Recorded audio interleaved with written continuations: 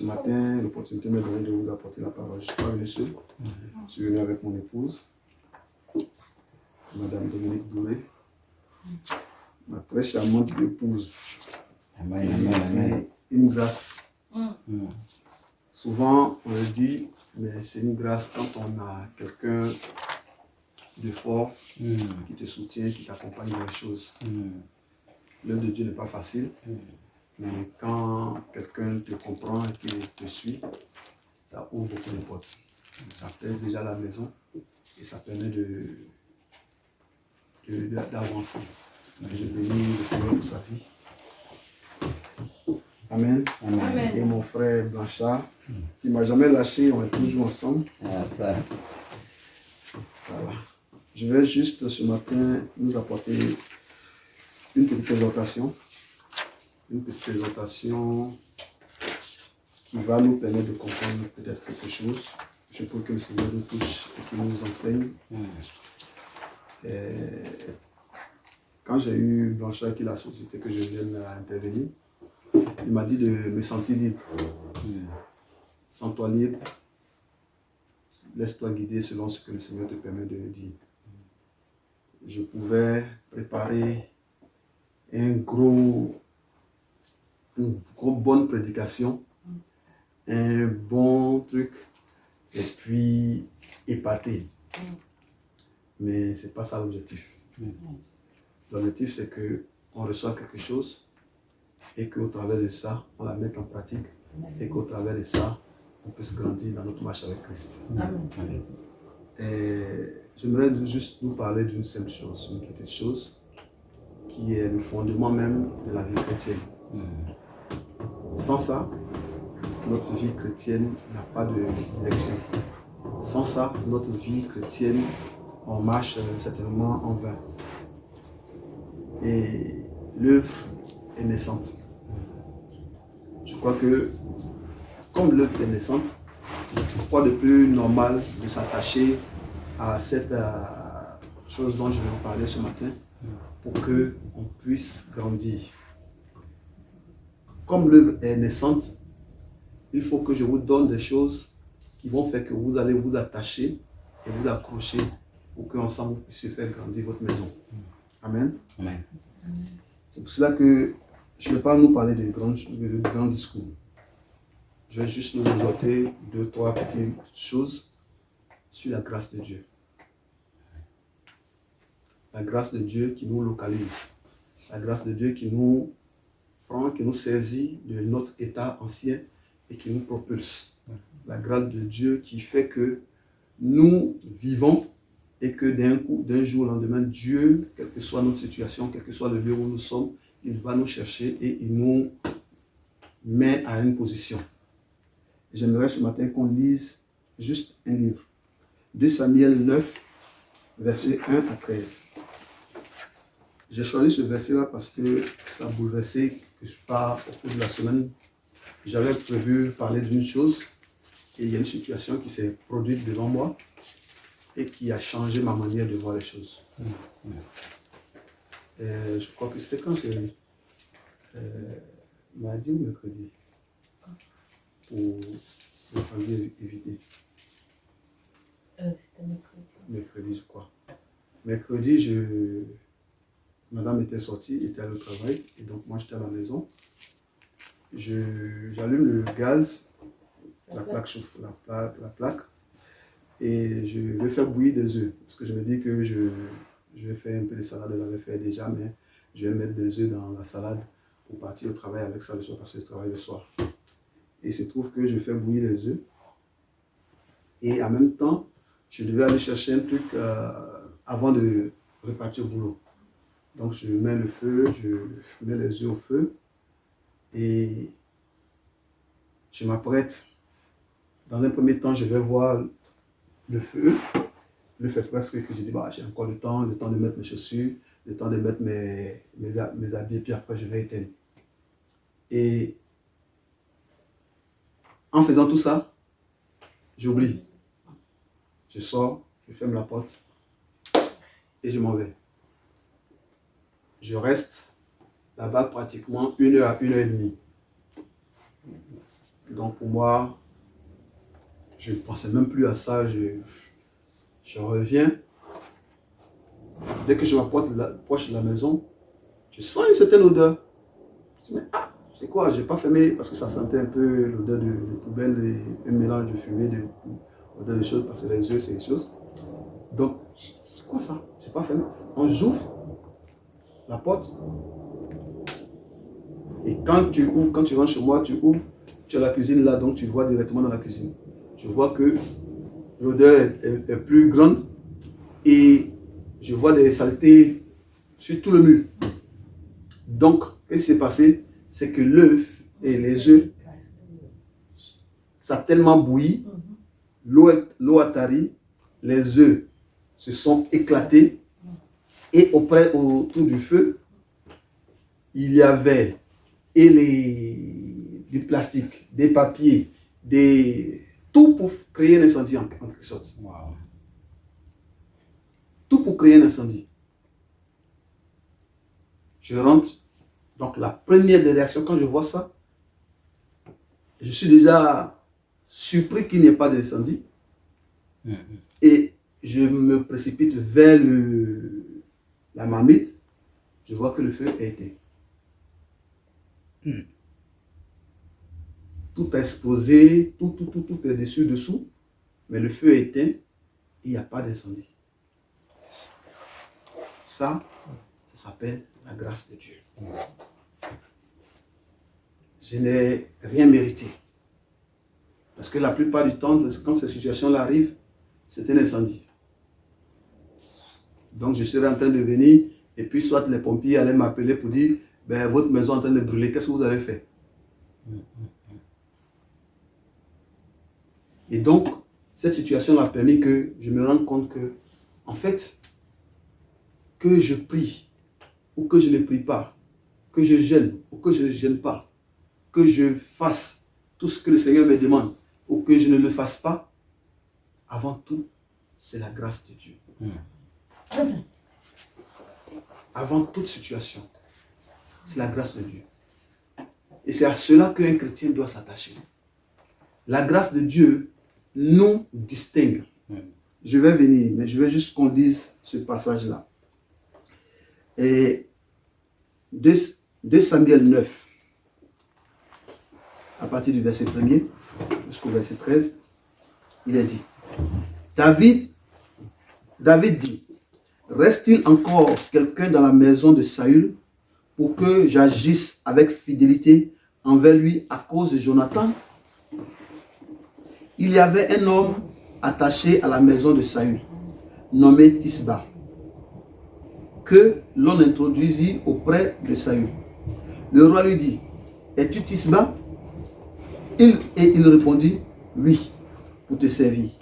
Le roi dit, n'y a-t-il plus personne de la maison de Saül pour que j'agisse envers lui avec fidélité, avec la fidélité de Dieu?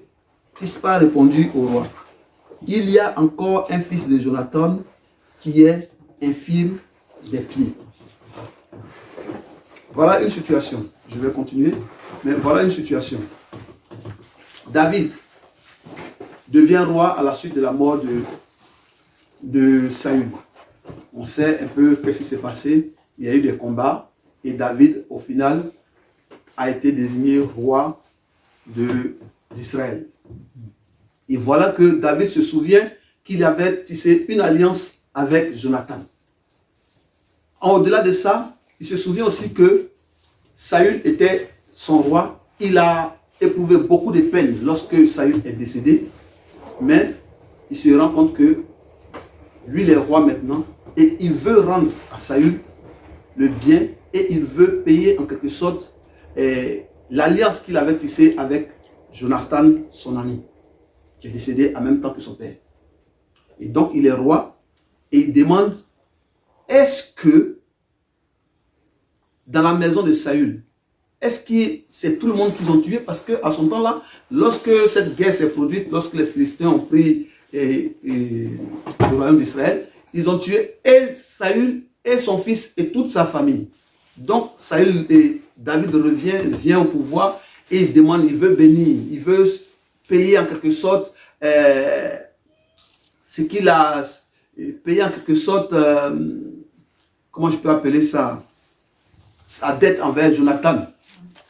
Il demande s'il n'y a pas quelqu'un d'autre, parce qu'il a mal que son ami Jonathan soit parti. Donc il veut rendre service. Ça, c'est un peu une définition de la grâce de Dieu. La grâce de Dieu ne dépend pas de nous. La grâce de Dieu est la volonté de Dieu de nous bénir.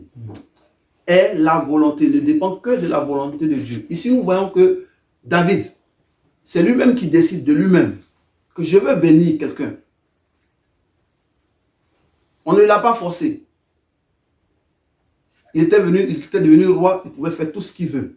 Mais de lui-même, il décide de bénir quelqu'un qui est descendant de Saül ou de Jonathan. Alors il cherche. Et c'est comme ça la grâce nous cherche. C'est comme ça la grâce court de partout et elle nous cherche. Je vais dire à quelqu'un aujourd'hui, quelle que soit ta situation, quel que soit là où tu es, quel que soit ce à quoi tu t'attends, accroche-toi à la grâce. Amen. La grâce de Dieu n'a pas besoin de ton consentement. La grâce de Dieu n'a pas besoin que tu fasses quoi que ce soit. Elle va te localiser. Au moment opportun, elle va te localiser. Alors, je continue. Donc, Tisba a répondu au roi. Il y a encore un fils de Jonathan qui est infime des pieds. Vous voyez? Il y a une situation qui se passe.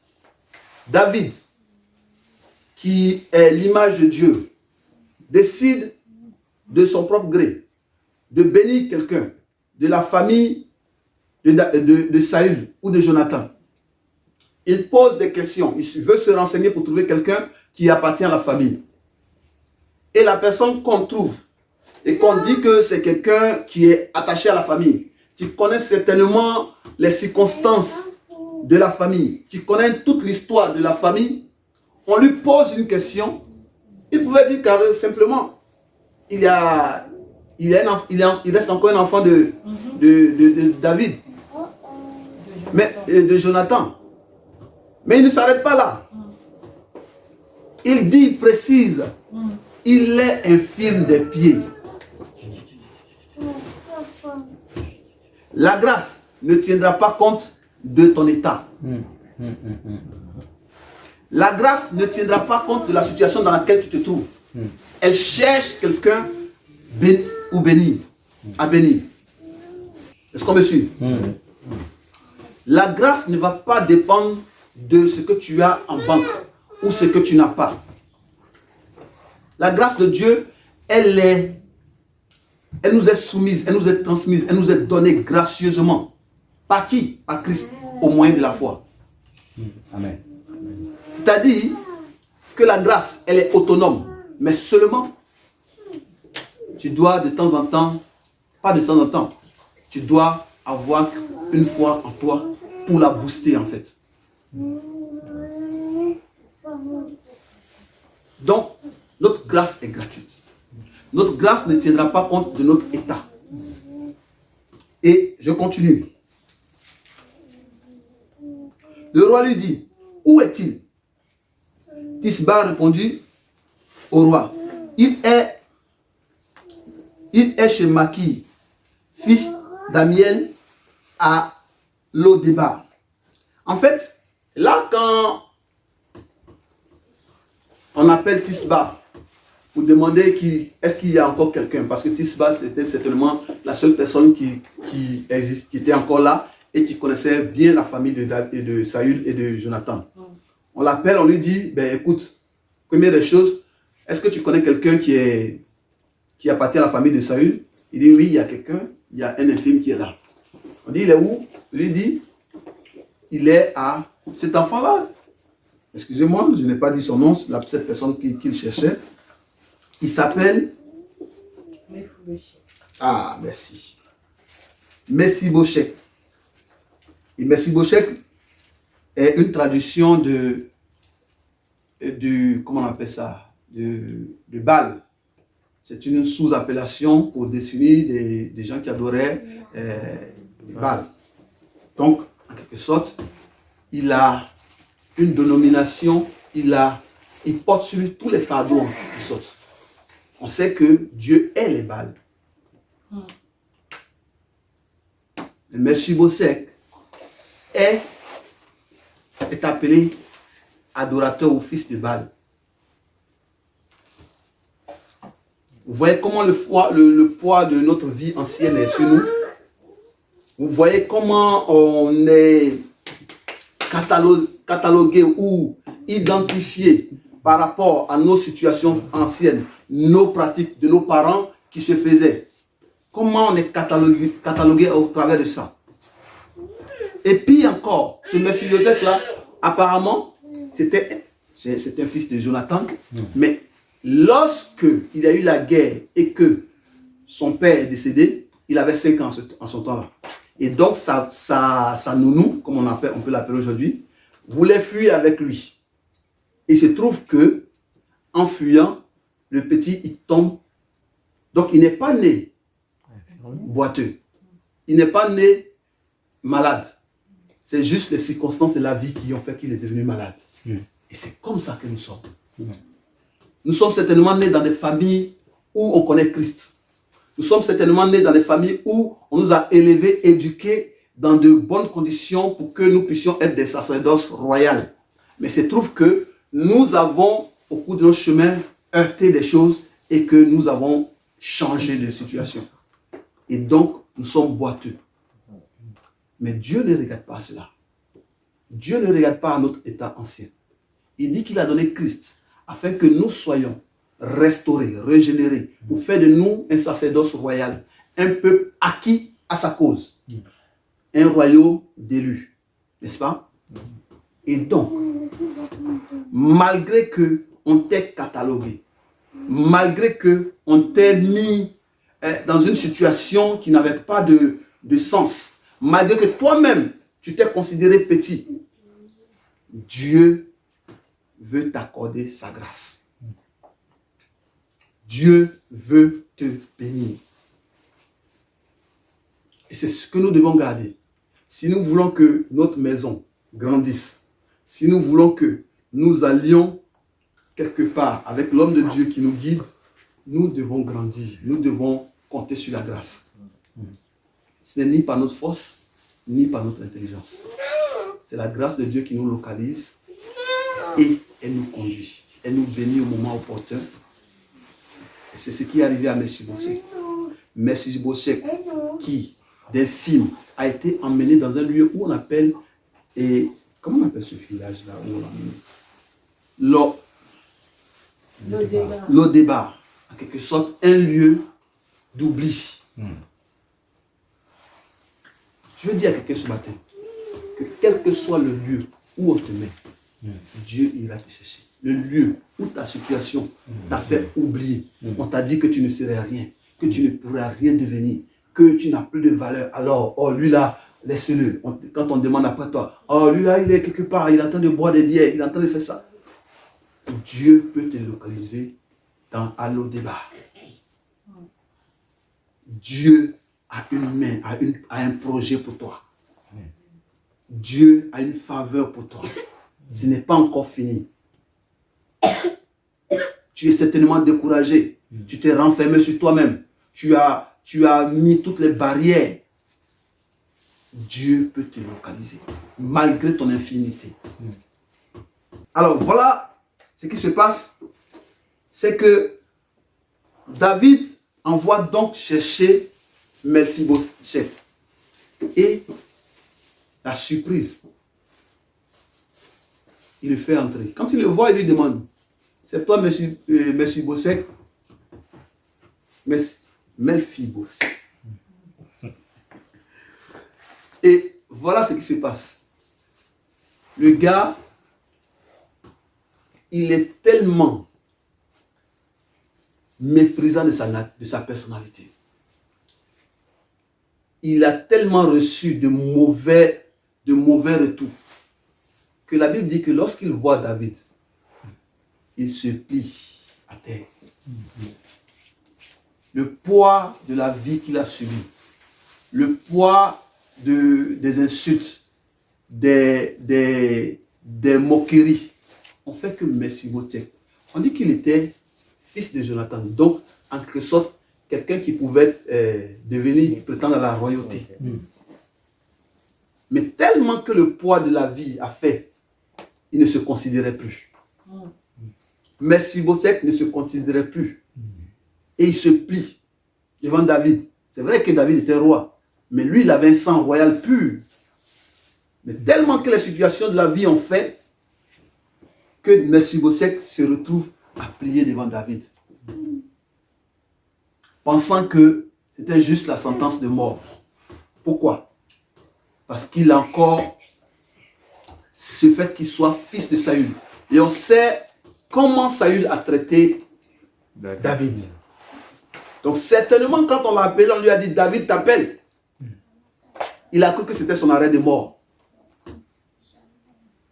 Je veux dire à quelqu'un que c'est vrai que nos histoires, les situations de nos parents, les déclarations de nos parents peuvent impacter sur nos vies.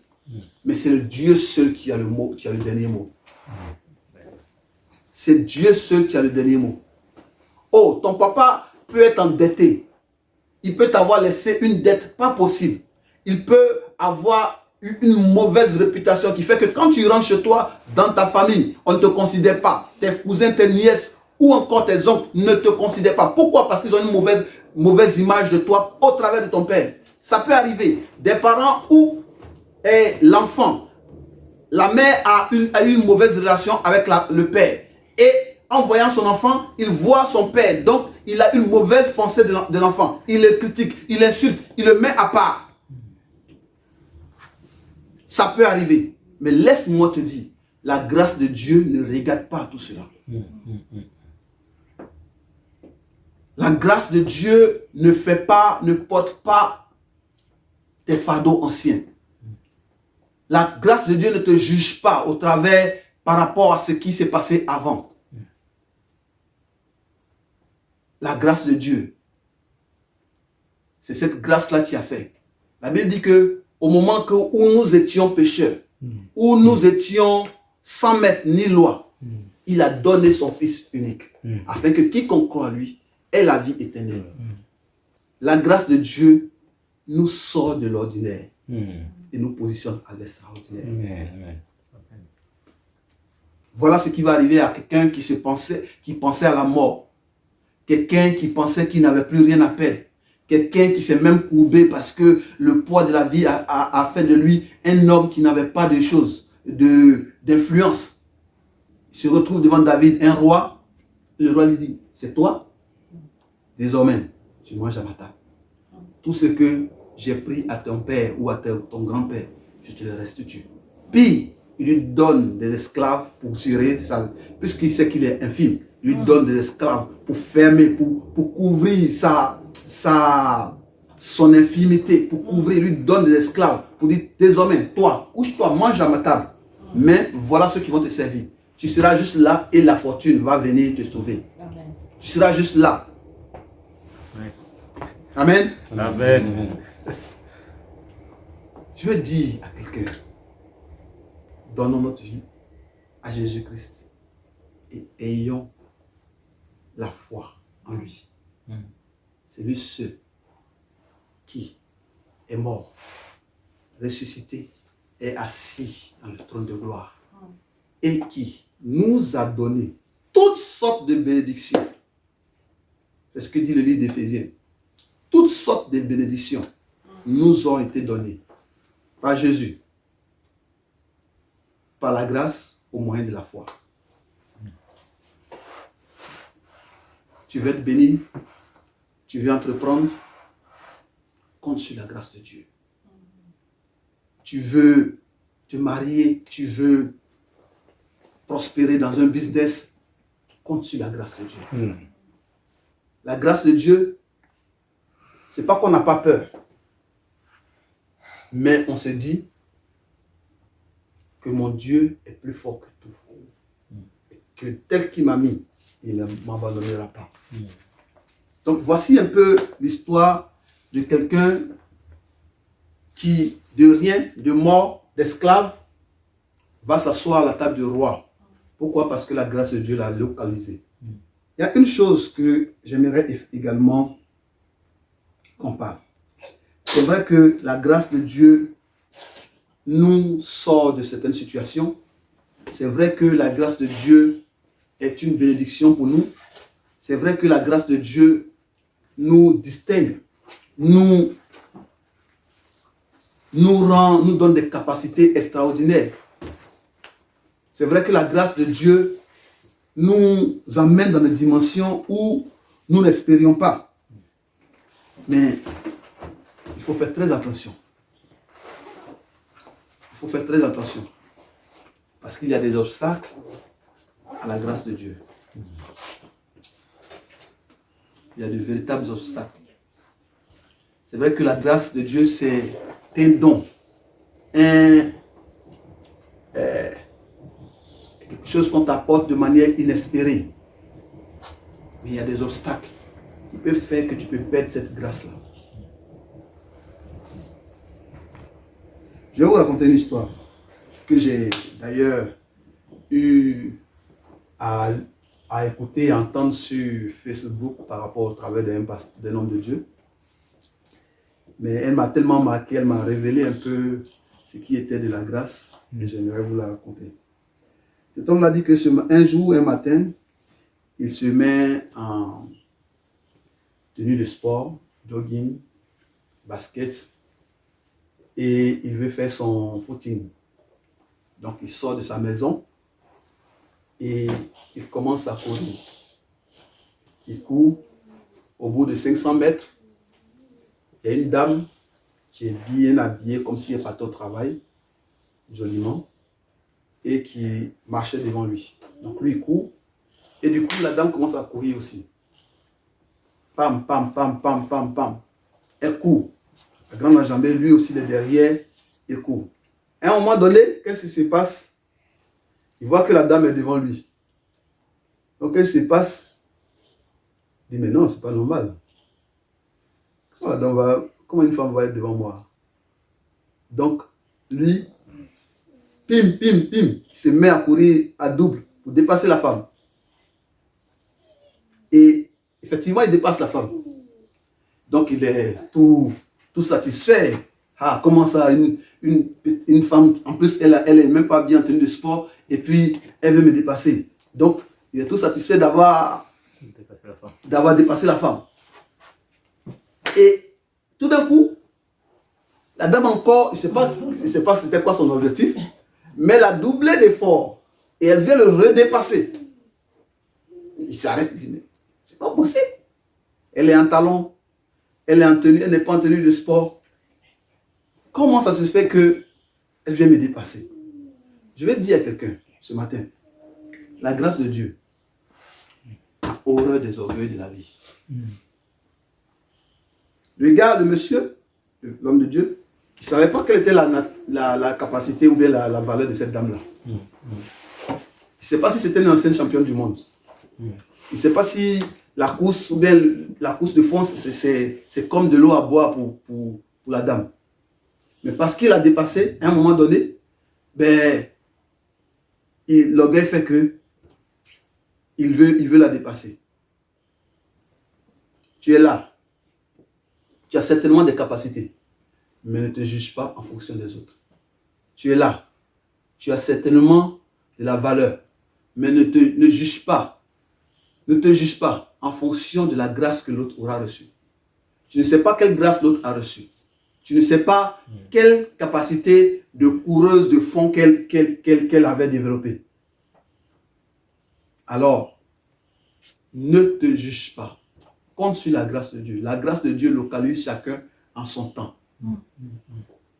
Ce n'est pas parce que Pierre ou Paul est aujourd'hui homme de Dieu, prédicateur, que tu vas dire, ah mais lui, on a commencé l'école ensemble, ou bien on a commencé à aller à l'église ensemble. Et puis, chaque chose en son temps avec la grâce de Dieu.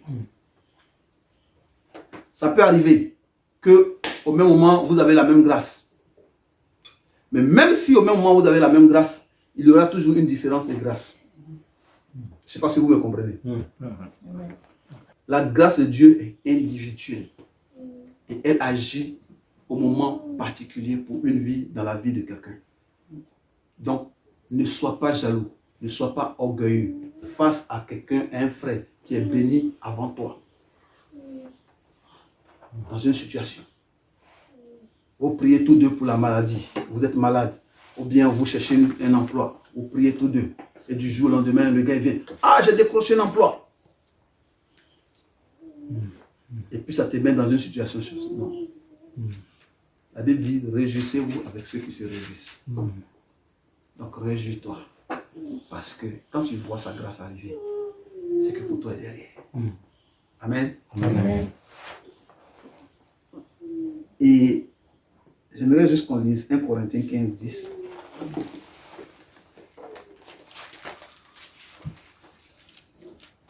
Mais par la, je lis 1 Corinthiens 15, 10.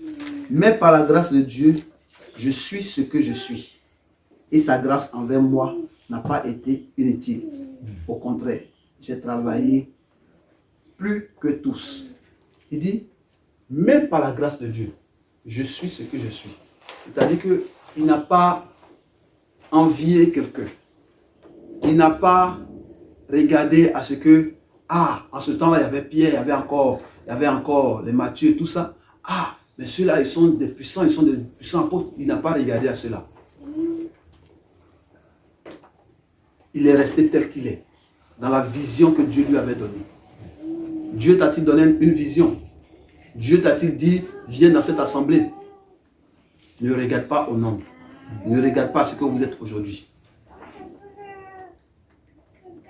Par la grâce de Dieu, tu es ce que tu es. Par la grâce de Dieu, tu es à l'emplacement où tu es aujourd'hui. Chaque chose en son temps.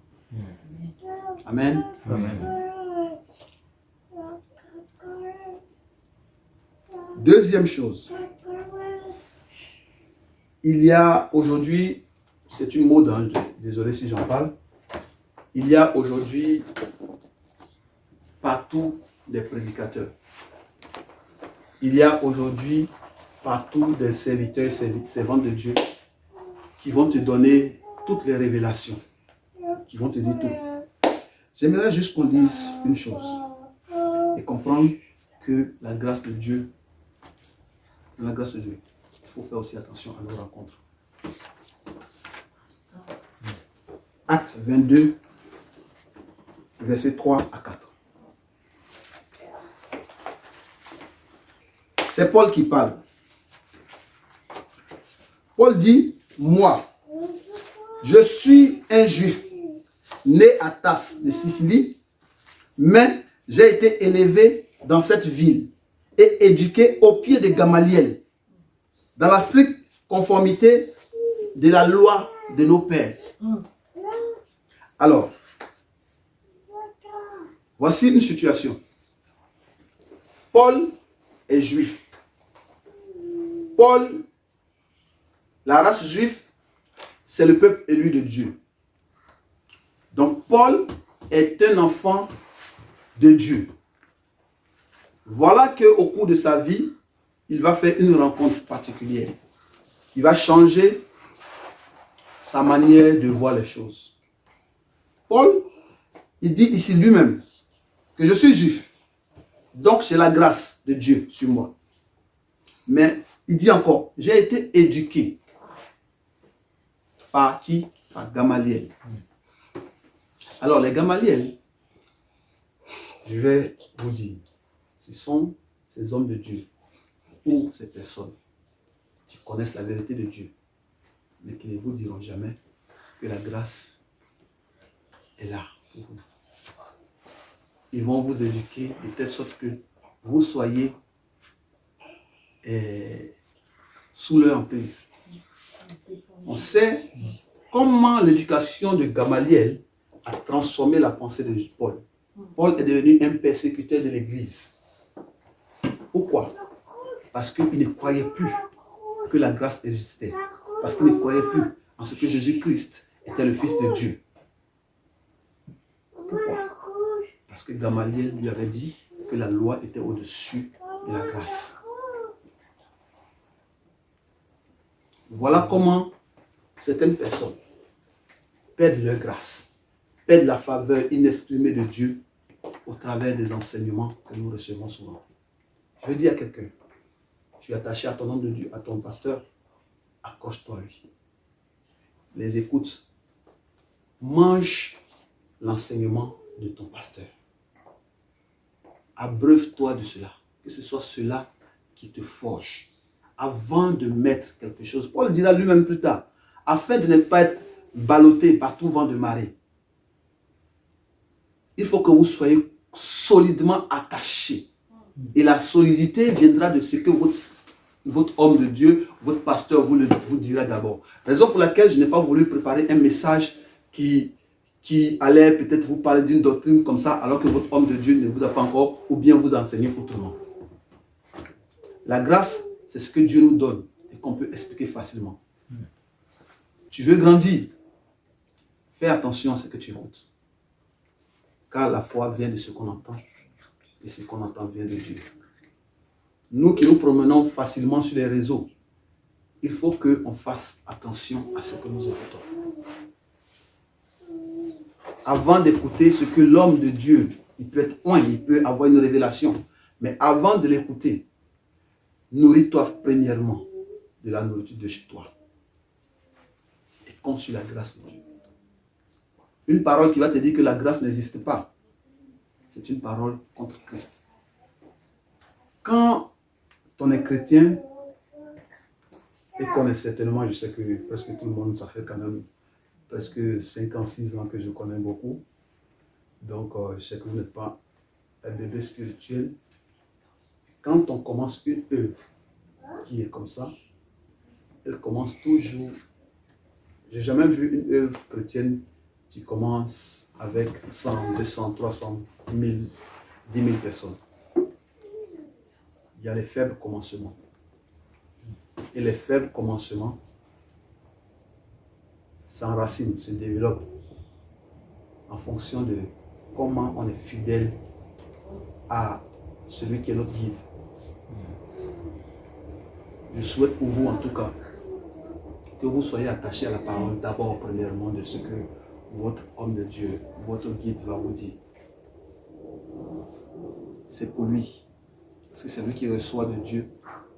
C'est pour lui qui est vérité. D'abord la parole de Dieu est vérité. Ensuite vient ce que votre homme de Dieu dit, celui qui vous suit dit. Le reste, c'est comme des prophéties. On les examine et on tire ce qui est bon. Ne vous trompez jamais. Vraiment jamais à écouter tout et à prendre tout pour vrai, comme pour ces prophéties.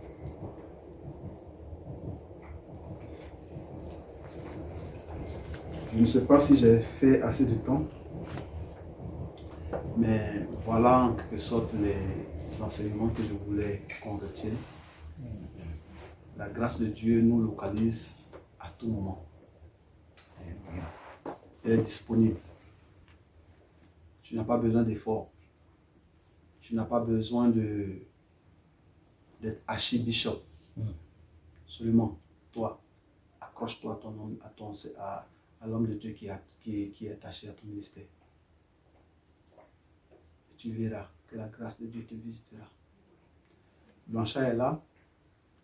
N'eût été le décès de notre père apôtre Willy, beaucoup d'entre nous n'allaient pas le quitter. Parce qu'on était accroché. L'homme de Dieu peut être. Aucun homme n'est parfait.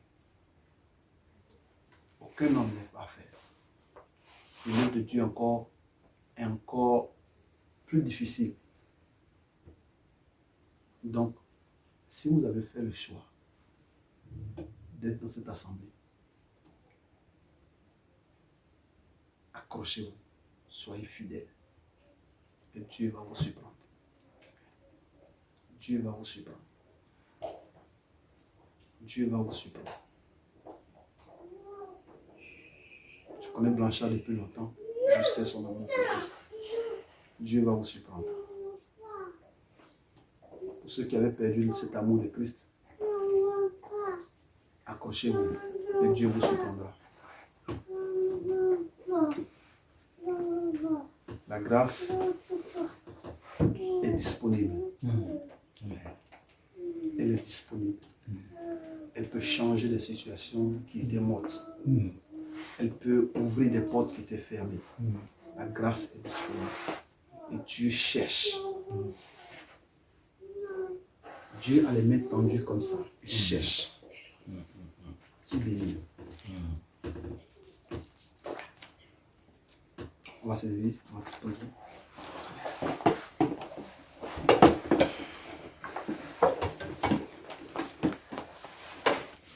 Je ne sais pas ce à quoi tu t'attends ce matin.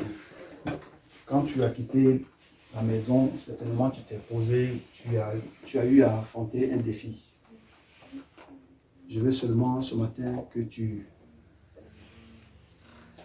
prennes ton défi et que tu dises à Seigneur, je veux voir ta gloire. Tel on m'a dit que ta grâce était disponible pour moi et que en ce que Christ est mort à la croix, tu as fait de moi ton fils. Alors, je vais profiter de ta grâce. Je vais profiter de ta grâce. Je reconnais que tu peux tout et que rien ne t'est impossible.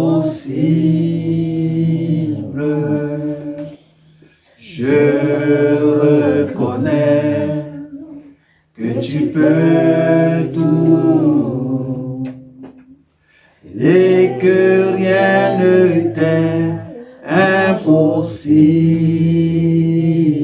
Seigneur, Seigneur, fais-moi voir ta gloire. Oui. Seigneur, fais-moi voir ta gloire. Seigneur, fais-moi voir. Seigneur, fais-moi voir ta gloire. Ta gloire, oh Seigneur. Seigneur, fais-moi voir ta gloire. Maintenant, élève la voix. Et demande au Seigneur de te bénir. Demande au Seigneur de te faire voir sa gloire. Que sa gloire, que sa grâce descende sur ta vie, qu'elle te localise. Quel que soit l'endroit où tu es, tu veux marcher dans la grâce de Dieu. Tu veux marcher dans la grâce de Dieu. Peu importe, ce n'est ni par ta force, ni par ton intelligence, mais tu veux marcher dans la grâce de Dieu. Élève la voix, élève la voix, élève la voix, élève la voix. Père, nous te bénissons, nous te rendons gloire. Nous savons que c'est toi qui es le maître de la terre et du ciel. Seigneur, nous voulons voir ta gloire en comptant sur ta grâce, Seigneur. Nous voulons compter sur ta grâce. Nous voulons compter sur ta grâce. Nous voulons compter sur ta grâce. Ta grâce pour cette maison. Ta grâce dans nos vies. Ta grâce dans nos maisons. Seigneur, nous voulons compter sur ta grâce ce matin. Nous voulons compter sur ta grâce, Seigneur. Nous voulons compter sur ta grâce. Agis, étends, ouvre les portes, Seigneur. Que ta main seule, Seigneur, se manifeste. Merci, Papa. Merci, Seigneur. Merci, Papa, pour ta fidélité. Merci, toi qui n'abandonnes pas. Merci, toi qui es au-dessus de tout, Seigneur. Merci, Seigneur, ce matin. Merci encore, Papa. Père, nous voulons te bénir, nous voulons te rendre multiple action de grâce. Merci encore pour ce moment. Merci parce que tu es au-dessus de tout. Papa, nous voici, nous voulons juste compter sur ta grâce. Nous comptons sur ta grâce. Seigneur, pour les situations, Seigneur, que tu connais, nous comptons sur ta grâce. Papa, je te prie, je compte sur ta grâce. Que Seigneur, que tes enfants ici présents, Seigneur, voient combien de fois tu es puissant, Seigneur, au cours de cette semaine. Mais pour toujours de la vie, Seigneur, que ta main puissante se manifeste. Et que, Seigneur, toutes les portes qui étaient fermées, Seigneur, que tu les ouvres maintenant au nom de Jésus. Seigneur, localise quelqu'un maintenant au nom de Jésus. Que ta grâce, Seigneur, surprenne quelqu'un maintenant au nom de Jésus. Que, Seigneur, oh, un témoignage puissant puisse venir, Seigneur. Que maintenant, celui qui avait oublié que ta grâce pouvait le sortir d'une situation, que maintenant, tu agisses et que tu ouvres les portes, Seigneur. La situation qu'il invoque, Seigneur, ouvre maintenant, Seigneur. Au nom de Jésus. Merci, Seigneur. Merci, Papa, parce que tu vas surprendre encore tes enfants, Seigneur. Merci pour cette maison qui nous reçoit. Tu dis que, Seigneur, oh Dieu de gloire, si vous allez dans un endroit et qu'on vous reçoit, Seigneur, proclamez toutes sortes de bénédictions dans ces lieux. Père, je proclame la prospérité dans cette maison. Père, je proclame la bénédiction dans cette maison. Père, à ma qualité de prophète, Seigneur, je déclare que cette œuvre prospère, que cette œuvre avance numériquement, Seigneur. Je proclame que toutes les portes qui étaient fermées, Seigneur, s'ouvrent maintenant au nom de Jésus. Père, que tout autour de ce bâtiment, que les gens qui ne connaissaient pas qu'il y avait une assemblée ici, que maintenant, Seigneur, ils puissent se déployer au nom de Jésus. Je prie maintenant que, Seigneur, les cieux s'ouvrent sur ce quartier, sur cette ville, Seigneur, et que, Seigneur, tel les 24 les rois mages voyaient l'étoile briller, Seigneur, jusqu'à atteindre Christ, la décision de Christ, Seigneur. Que maintenant cette étoile, cette salle, Seigneur, sur cette assemblée, au nom de Jésus, que tous ceux qui te cherchent à l'est, à l'ouest, au centre, au nord, au sud, Seigneur, soient localisés, soient dirigés par cette étoile jusqu'à ce lieu, Seigneur, au nom de Jésus. Père, merci pour ta bonté, ta fidélité. Dans le nom de Jésus que j'ai ainsi prié. Amen. Soyez bénis.